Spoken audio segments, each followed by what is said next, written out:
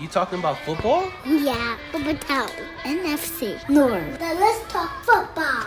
Welcome back, everybody. This is Headed North, an NFC North podcast, and I am your host, D-Tron.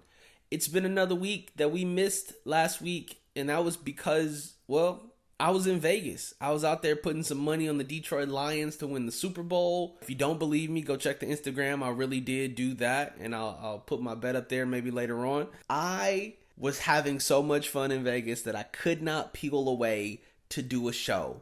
But that's okay, because I'm back. And this week, we've got a couple of topics on the agenda, one of which were inspired by my time out there in Las Vegas. That's going to be some betting odds for who's going to win the NFC North and who's going to win the NFC in general.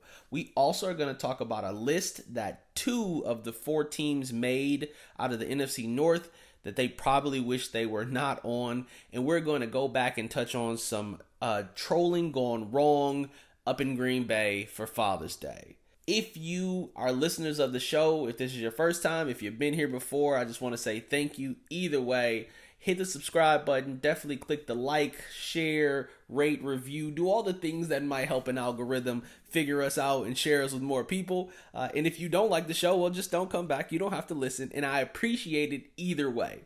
All right, before we get into the first topic for today's show, I'm going to tell you guys about our sponsor for the week. It is the sponsor that we've had for several weeks in a row.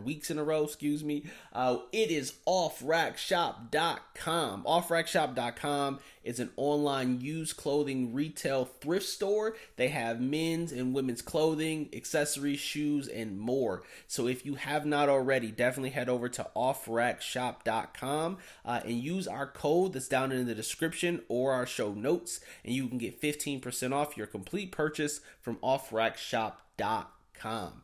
All right, we are getting into odds, and we are going to start with the Detroit Lions. Now, I just want to take a moment and say I have been a proud Detroit Lions fan. If you ask many of my friends, they will tell you that I am a delusional fan of the Detroit Lions and have been for a really long time.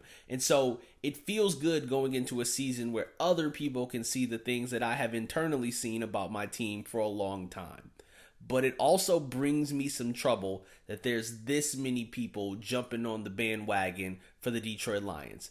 I want you guys to know, if you're rooting for the Lions or if you're betting on the Lions, just know that they have disappointed way more times than they have come through for me in the clutch. That doesn't make me any less of a fan. That just makes me honest. It always looks sunny going into the season for us, and then somehow it all just falls apart. But that's not this year. And that's not going to be this year. That's not how the year is going to close out. And what I want to point out is that the Detroit Lions have the best odds to win the NFC North of any of the 4 teams, which that on its own should be celebrated. They haven't won the division in a really long time, like decades. And with that being said, I'm actually going to take it a little further. They have the 4th best odds to win the NFC, period. Now, I know you're probably thinking the NFC is not really that tough. All the good teams are in the AFC. Yeah, I hear that. But you play the opponents that you dealt, and you play in the division that you're in. They are behind the Philadelphia Eagles, as you could guess, the Dallas Cowboys, which honestly, I think that's misplaced, and the San Francisco 49ers. So 2 of those 3 teams I definitely think should be placed above the Detroit Lions for finishing out the season at the top of the NFC.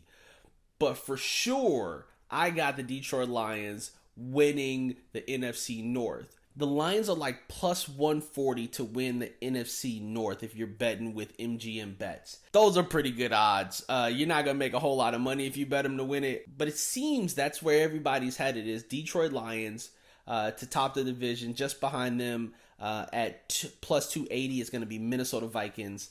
Then odds are a little bit different. You got Green Bay at plus 350 and then Chicago Bears at plus 400.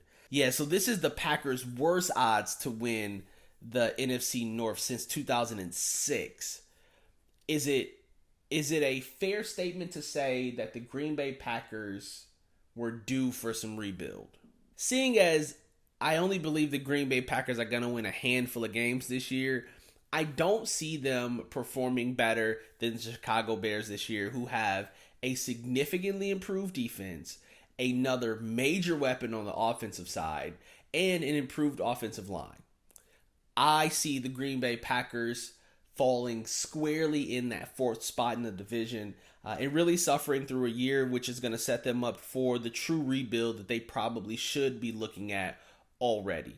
They do still have quality players, and I'm not going to go into that because I talk about that a lot.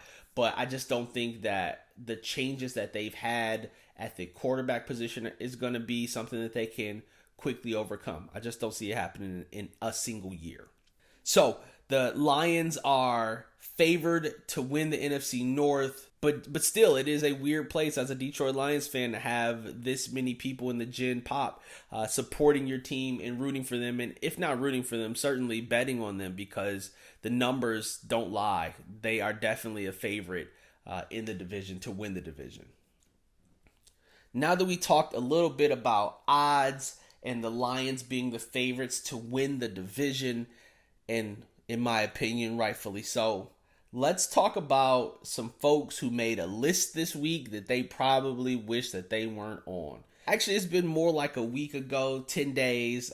David Kenyon from Bleacher Report wrote up an article about who they believe the 5 worst defenses coming into 2023 will be. And unfortunately, and this is not like he was rating the worst defenses in the NFC North or the worst defenses in the NFC. He's doing the worst defenses in the NFL. And unfortunately, we got 2 teams from our division on that list. So let's talk about it. So on this list, David Kenyon has the worst defense coming into the league as the Las Vegas Raiders. I don't think you're going to find too many people arguing with you there. Second, they've got the LA Rams, which anytime you got Aaron Donald on the field, I can't see how you can rate them the second worst defense. It's hard for me to believe that that's going to be the case with a healthier Los Angeles Rams unit. Again, not here to debate those. Third on that list, or third worst, Arizona Cardinals. Probably could have put them at number 1 or number 2. But then we get into the 2 teams out of the NFC North. So he's got Minnesota Vikings ranked the 4th worst. Looking at the let me think about how this chart should be displayed. Yeah, so at the bottom of those other 3. Yeah, so let's go 4th worst, Minnesota Vikings. I want to say that there's some debate that could be had here, but there's just a lot to overcome with Minnesota's defense. We've done whole sections of episodes with Minnesota and the changes that they've had at the defensive positions. There's just too many people to name that have left Minnesota. The defense already wasn't good last year, and now with a lot of new and fresh faces, I don't know if they can pull it all together. Also having a brand new defensive coordinator in Brian Flores, who is someone that prides himself on his ability to blitz and being an aggressive defense, and now you've got all of these pieces that you still got to get coordinated. I definitely can see them being a bottom tier defense, and it's going to play into how I see their season going, with their offense not being able to keep them in some of those coin toss games that they were in last year, and the defense not being able to really put it together. They're going to struggle to get wins this year. I think I got them going 7-9. They're going to be a bottom tier defense, and that's tough because the pieces that they have brought over just won't be enough, and the individuals who they had stay. I mean, someone like Danielle Hunter, who it sounds like actually wants to leave that defense. That would be another huge loss if they were not able to keep him. So there's a bunch going on with Minnesota's defense. So I certainly understand them being in that bottom 5. But then the 5th one is the Chicago Bears. Now, I get it. If you are basing this list mostly off of what happened last year, then I completely understand how you look at the Chicago Bears defense and say they probably will not be good this year. But you got to take into account all of the moves that they've made on the defense to bring in new linebackers, to go out and draft defensive backs, the Chicago Bears defense will be improved. They still need to get some defensive linemen, particularly a defensive edge, but I don't think that they are going to be at the bottom of the list of teams when it comes to defensive performance in this upcoming year. I mean, you got to think about all of the teams that you have available in the NFL. So how about the Falcons defense, the Saints defense, the Buccaneers defense, the Commanders defense, which, you know, they got some people, but the Broncos defense. Like, there's a lot of defenses that could have potentially been at the bottom of this list, which I'm sure they probably weren't very far away. But to drop two teams from the NFC North into the worst defense coming into 2023 doesn't exactly seem fair. I think the Chicago Bears should have got more of a fair shake based on the moves that they've made in free agency to make their defense better. Are they going to be a top-ranked defense? Probably not. But I guarantee you they will be above the top 5 when the season is done. I just personally believe that Chicago Bears are going to be an improved defense. And so we got nothing but time to figure it out and see. And the last thing we're going to talk about, which I'm a little late on the topic. I know Father's Day has been gone for some time. I enjoyed my Father's Day. I hope all the fathers out there enjoy their Father's Day. On Father's Day, there was this weird message that came out from Jordan Love.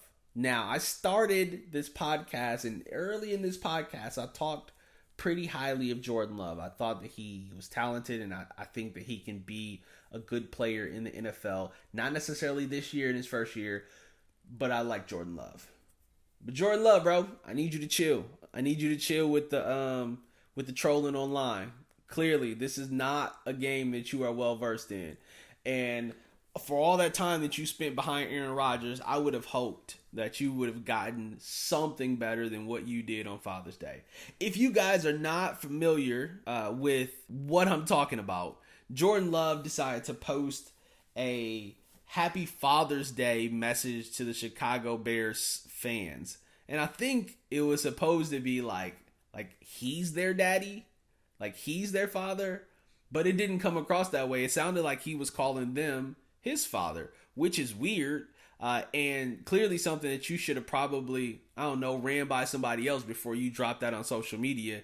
Because then everybody's going to tear you up for it. Now you got to go out here and play well. Because then if you don't, people are going to think you're both not talented and a clown. And who wants that? Look, there's a lot of people that get away with the talking in public stuff. And it works for them because they can back it up. You got to take a chill, bro. You got to take a time out. Just put the social media down for a while. Go dark. Let it cool off. And then come back after you've beaten the Chicago Bears yourself. Or after you've beaten the Detroit Lions. Or after you've beaten the Minnesota Vikings. And then you talk a little trash. And then we can feel like, hey, he can back it up. He's a gamer. But until then, man, don't turn us against you, Jordan. Like, you got a good thing going. You're the underdog. People may want to see you win. Don't go out and make people want to root against you. Although, we always love a good villain story, right? At least I do. All right, man, that is it for today's show. We just talked some odds, talked some Detroit Lions fandom, got into some bottom performing defenses as projected by Bleacher Reports, and we also talked a little bit about Jordan Love messing up social media and how that's supposed to work. Ladies and gentlemen, if you guys are listening to the show, I greatly appreciate it. If you made it this far, I appreciate it even more. Tell a friend, tell a friend, and tell a friend. Maybe like, share, and subscribe to the podcast. Either way, if you don't do any of those things, I do encourage you to at least come back and check me out for one more episode. If you do decide to come back, and I really hope that you do, please make sure your bags are packed because we are headed north. I'm D-Tron. Peace.